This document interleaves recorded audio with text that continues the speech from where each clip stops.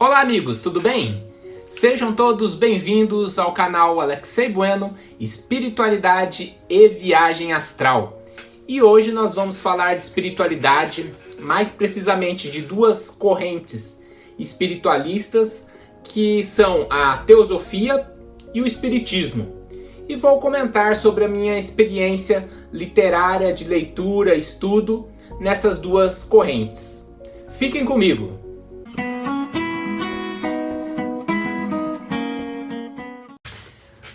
Bom, inicialmente eu comecei a ler Teosofia e também Espiritismo praticamente de maneira paralela, né? Ao mesmo tempo ali, por volta dos meus 16, 17 anos e 18 também.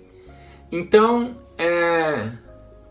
iniciei lá as leituras teosóficas por Leadbeater, no livro Plano Astral, Corpo Astral, Plano Mental, livros de Auxiliar Invisíveis, muitos dos que estão ali em uma desses níveis aqui da prateleira, né? E paralelamente comecei no Espiritismo com o Livro dos Espíritos, que é vamos dizer, o basilar da doutrina espírita, e depois com o Nosso Lar, que é uma obra psicografada pelo Chico Xavier, pelo espírito de André Luiz, e outras obras espíritas que são psicografias também, né, de relatos de espíritos desencarnados em colônias e tudo mais. Teve diversas outras. Então,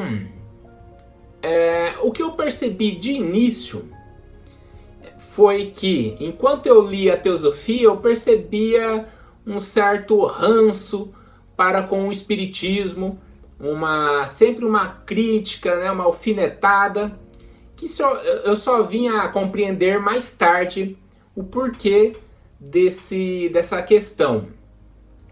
Sempre com uma visão aberta, universalista, eu via da Teosofia uma filosofia muito bonita, que depois eu vinha descobrir que tinha muito do hinduísmo, do budismo, sendo que a Teosofia acaba sendo uma espécie de compilação de algumas coisas do Oriente, algumas filosofias orientais, algumas religiões orientais. Porque a Teosofia surgiu numa época onde tínhamos, isso há mais de 100 anos atrás, né? Tínhamos um materialismo muito forte, por um lado. Por outro lado, nós tínhamos regiões com dogmas extremamente bitolados. Então ela surgiu também num cenário onde o espiritismo proliferava pela Europa, mas não o espiritismo que a gente conhece no Brasil. É aquele espiritismo de mesas girantes, que vamos dizer assim, cada barzinho da esquina lá tinha uma mesa girante, aquela coisa. Eram vendidos jogos uma espécie de jogo lá vamos dizer assim, que colocava a caneta lá, o copo ia movimentando. Então era uma festa, era assim, totalmente. Foi bem ali no início, né, onde Allan Kardec então observou toda essa loucura que tinha. Então a ideia inicial dele era justamente desmascarar isso, poder entender o que estava acontecendo, e ele acabou aí, na realidade, codificando toda uma doutrina, uma filosofia também, que acabou sendo o Espiritismo, que aqui no Brasil tem características muito, inclusive, religiosas, já que houve uma mescla com o catolicismo, vamos dizer assim, né, o cristianismo. Então, naturalmente, houve essa mescla. E o próprio Allan Kardec também, depois, no final do Espiritismo, acabou também partindo para essa característica que é muito forte no Ocidente. Então, o que acontece? A Teosofia, ela tem assim um conhecimento, uma sabedoria muito bonita da cosmologia, né, do surgimento do universo, é muito profundo, da evolução do homem como entidade espiritual, como princípio divino. Tem assim um estudo muito interessante de outros reinos, por exemplo, do reino mineral, do reino vegetal, sob o ponto de vista metafísico, do reino animal, né? Então era do princípio espiritual, da alma grupo, todas essas questões de planos extrafísicos dividido em 7 planos com 7 subplanos. Então era um estudo metafísico muito profundo que eu não observava isso no espiritismo, né? Não tinha essa questão de tão profunda, inclusive, vamos dizer assim, envolvendo um autoconhecimento. Algumas coisas são semelhantes, porque ambas as doutrinas são espiritualistas, então karma, reencarnação, né? Temos lá também na teosofia, porque vem de doutrinas também que tem esse princípio. Na realidade, a teosofia, uma das ideias de Blavatsky, que fundou a Sociedade Teosófica, foi criar um corpo filosófico doutrinário que seria uma espécie de base comum de todas as grandes religiões. Então é um objetivo bem interessante até, né? E então eu observava que, por outro lado, no espiritismo havia lá uma questão assim muito mais prática do fenômeno. Por exemplo, através de livros psicografados, eu tinha uma visão muito prática, muito objetiva dos planos espirituais, das colônias extrafísicas, coisa que não tínhamos na teosofia, e não existe, não tem ainda, né, algo tão assim vivencial, vamos dizer assim. Lá na teosofia eles falam lá terra de verão, se não me engano, se me falha a memória, que é justamente essa questão das colônias espirituais, de onde ficamos após a morte física e onde ficamos antes de encarnar, que é aquele momento entre vidas, interagindo com outras pessoas em outra realidade extrafísica, que a gente conhece muito bem no espiritismo. Então eles resumem só em terra de verão e fica por aí. Por outro lado, no espiritismo, por exemplo, no livro Nosso Lar, nós temos lá todo um relato de uma vivência de André Luiz num plano espiritual, numa colônia, né? Então é muito mais assim, dá uma visão muito clara da vida após a morte, que eu não tinha na teosofia, não chegava a ter essa visão tão clara, né, de algo mais próximo da nossa realidade atual aqui da humanidade, né? Porque você desencarna, diferentemente de um mestre que vai lá para cima, para o plano mental e coisa e tal. Não, a gente passa por etapas muito próximas à nossa realidade física mesmo. Por isso existem colônias com veículos, né? No caso do aerobus, acho que essa é a pronúncia, que serve para, como se fosse um ônibus para deslocar, né, os espíritos, as pessoas extrafísicas, consciências lá na colônia. Tem as casas, tem trabalho, tem estudo, e realmente é dessa forma que a gente sabe que ocorre, justo porque logo após eu ter essa noção básica, vamos dizer, da teosofia e do espiritismo, aos 19 anos eu comecei a vivenciar experiências fora do corpo, a chamada projeção astral, viagem astral, né, a projeção da consciência, de maneira involuntária.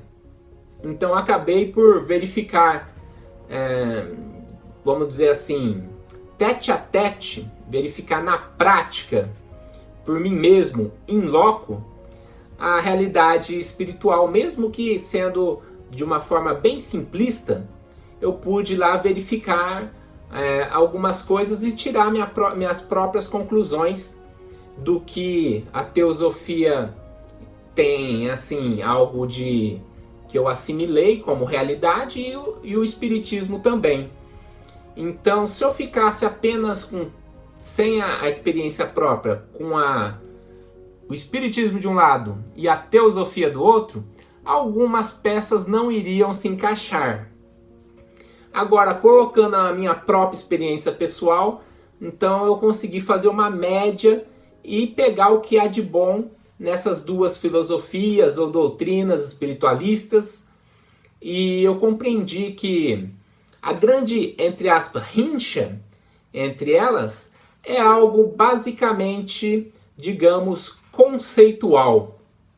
De modo que no espiritismo sabemos o contato entre o plano espiritual e o plano físico existe com um médium, que é o intermediário entre esses planos. Então a pessoa lá do plano astral desencarnado, a consciência extrafísica, ela, entre aspas, desce no médium, é uma forma de falar, né? Usando uma linguagem aí. Ela acopla mediunicamente no médium e passa a informação e tem essa interação entre nós encarnados e as consciências extrafísicas. Já na teosofia é o processo justamente inverso, entre aspas, né? Usando aí as terminologias para a gente ser bem didático. Na teosofia, somos nós, através de expansão da consciência, de projeção astral, que vamos no plano extrafísico e obtemos esse contato, entre aspas, mediúnico. Então são duas visões diferentes do mesmo fenômeno, vamos dizer assim, da mesma realidade. Apenas questões de ponto de vista, inclusive pode muito bem ocorrer das duas formas. Mas existe então esse detalhe conceitual que fica então esse atrito entre essas duas doutrinas, a ponto de Leadbeater, por exemplo, nos livros teosóficos, e assim como outros autores da teosofia e a própria Blavatsky, que é a fundadora da Sociedade Teosófica, que é a teosofia moderna, vamos dizer assim, né? Colocarem lá um tal de cascão astral, né? Que você desencarna e passa também para outros planos, deixando uma sombra sua, uma casca extrafísica, que seria o que daria a comunicação no centro do espírito. Inventaram toda uma teoria que ficou muito mais fácil falar que não aceito, né, do que inventar todo esse rodeio para tentar provar algo do ponto de vista teosófico que explique a mediunidade.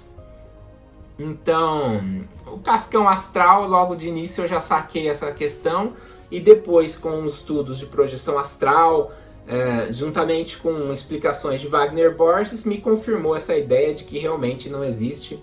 Nunca vi, Valdo Vieira nunca comentou, nem Wagner Borges, não tem lógica na realidade.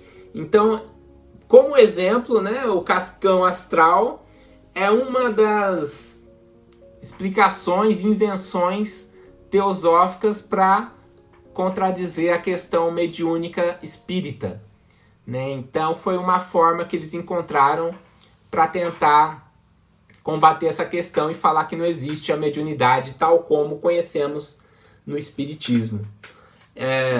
Engraçado que o espiritismo, até onde eu vi, não critica a teosofia. Apenas a teosofia, de certa forma, ela teve lá no início esse objetivo que ficou até hoje, de criticar o espiritismo. Existia fraude na época? Sim, existia muita fraude dos médiums, assim como existe hoje. Eu já presenciei essa questão e é natural. Pessoas que não são médium e querem se fazer de médium, então aí acaba fraudando o fenômeno para tentar realizar essa função da qual eles não são aptos, né? Porque a mediunidade, no meu ponto de vista, não é algo que simplesmente desenvolvemos, é algo também que trazemos conosco. Mas isso é questão, é assunto para outro vídeo. De modo que a teosofia tinha esse objetivo inicial de pegar fraudes espíritas, né? E realmente, analisando vários médiums daquela época, foram pegos muitas fraudes, assim como outras doutrinas iniciáticas, esotéricas, também teve essa função, tal como a Rosa Cruz. E isso ficou então dessa forma, essa entre aspas, esse conflito entre essas doutrinas, né? Geralmente as doutrinas iniciáticas em geral para com o espiritismo. Mas como bom universalista, temos que pegar o que há de bom em cada doutrina, em cada filosofia, se possível colocar a nossa experiência pessoal, né, como eu fiz, para você ter lá uma possibilidade de formar uma opinião própria com base em suas próprias observações, utilizar também da sua própria intuição, da sua razão, e com base nisso fazer um bem bolado e ter os seus conceitos, né? Você não precisa acreditar em tudo do espiritismo, em tudo da teosofia, mas você vai ter aqueles pontos que você tem até o momento, vamos dizer assim, crença pessoal, com certeza pessoal daquele fato, daquela realidade, né? E aquilo que você não pode comprovar por um momento, você deixa guardado numa caixinha, e no momento que você puder verificar, você vai poder então ter uma opinião sobre aquilo, não é mesmo? Então eu penso que esta é assim o objetivo, é a maneira mais interessante do pesquisador lidar com diferentes doutrinas, e não vejo problema nenhum em estudar todas ao mesmo tempo, desde que faça essa distinção, esse trabalho interno para pegar o que há de bom em todas. E todas se somam em uma única realidade, porque a realidade espiritual, a realidade extrafísica, é a mesma para o esoterismo, para a ciência, para a teosofia, para o espiritismo, mesmo que a ciência não tenha como chegar a essa realidade, mantendo-se aqui na realidade materialista, né? O dia que a ciência tiver um equipamento que alcance o plano astral, o plano mental, o plano espiritual, vamos dizer assim, então a ciência também vai fazer parte, vai compartilhar dessa mesma realidade. Então fico aqui com as minhas observações de leituras e vivências teosóficas e espíritas, e até o próximo vídeo.